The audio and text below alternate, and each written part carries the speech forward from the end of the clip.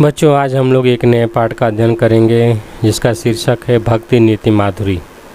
इसमें सबसे पहले दिया हुआ है मीराबाई द्वारा लिखित ये श्लोक दोहा है। बसो मेरे नैनन में नंदलाल, मोर मुकुट मकराकृत कुंडल, अरुण तिलक दिए भाल, मोहन मूरत सांवरी सूरत, नैना बने विशाल, अधर सुधारस मुरली राजत, उर बैजंती माल, क्षुद्र घंटिका कट तट शोभित, नुपुर सबत रसाल, मीरा प्रभु संतन सुखदाई, भगत बछल गोपाल। इसका व्याख्या हम कर दे रहे हैं।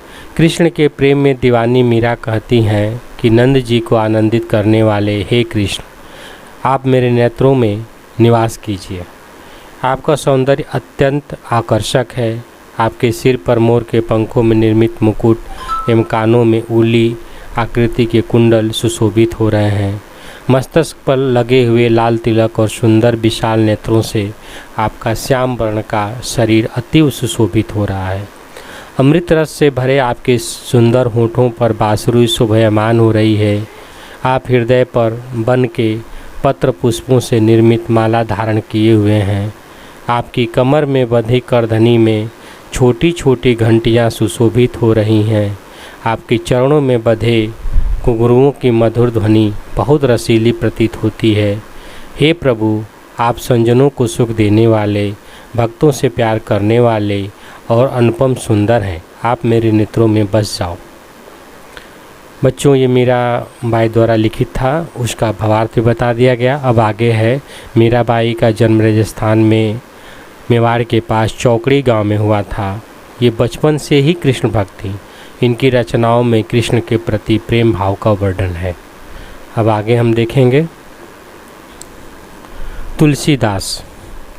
अगला चैप्टर है बच्चों तुलसीदास का बरसा जब कृषि सुखाने, समय चूक पुनि का पछताने।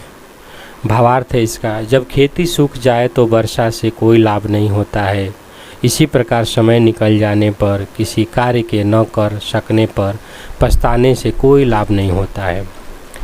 इनका दूसरा दोहा है, पर उपदेश कुशल बहु तेरे, जे आचर ही ते नर घनेरे।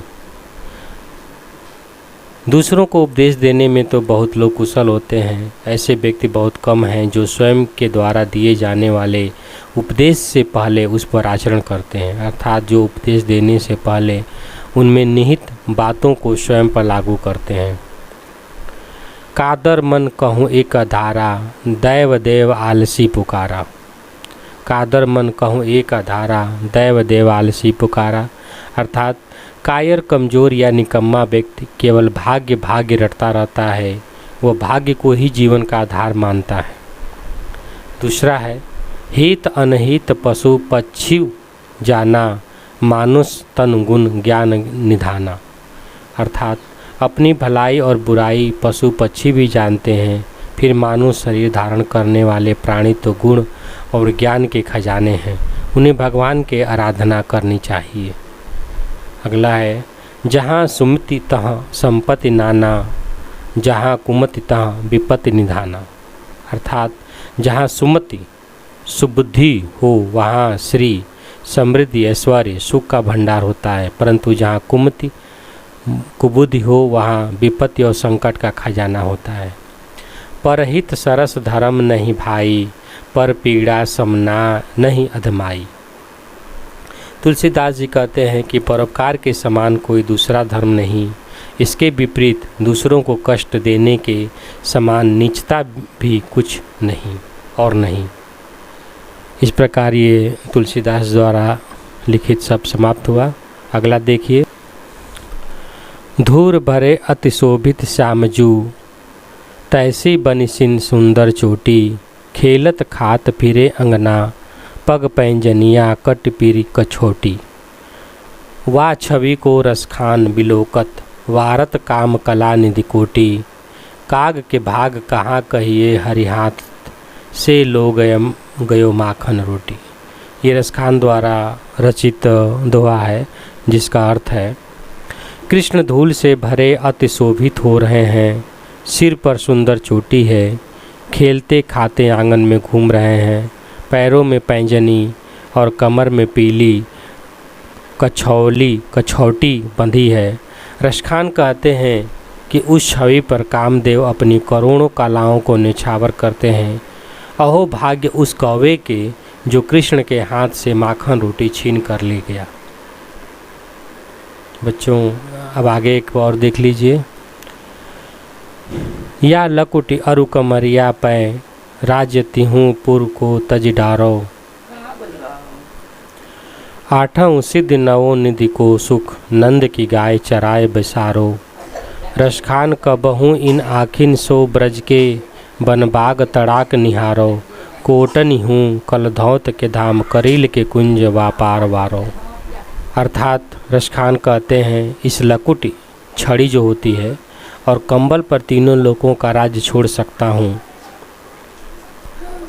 आठों सिद्धियों और नवों निधियों का सुख नंद की गायों चराकर भुला सकता हूँ।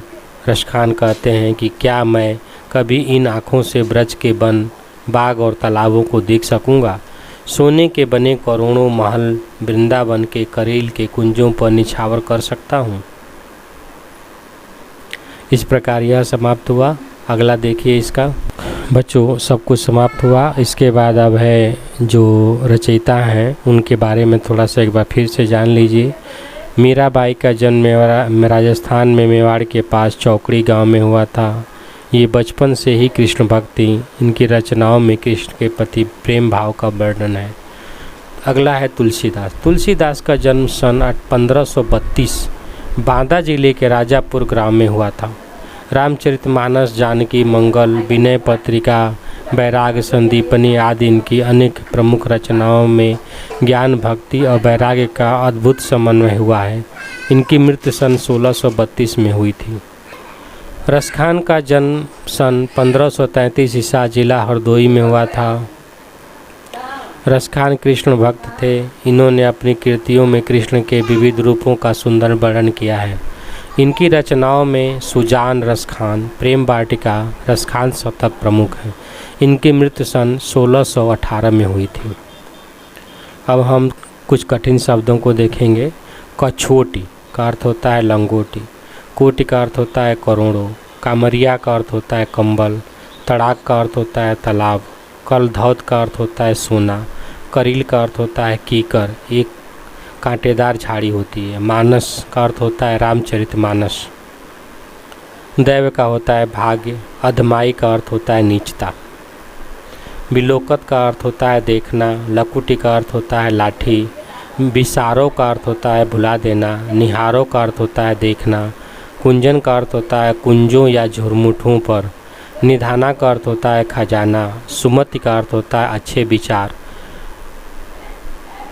अरुण का अर्थ होता है लाल। कादर का अर्थ होता है कायर। सरिस का अर्थ होता है समान। मकराकृत का अर्थ होता है मछली के का आकार। इस प्रकार यह पूरा चैप्टर समाप्त हुआ। एक बार वीडियो को 2 बार 3 बार 4 बार जरूर देखिएगा। धन्यवाद।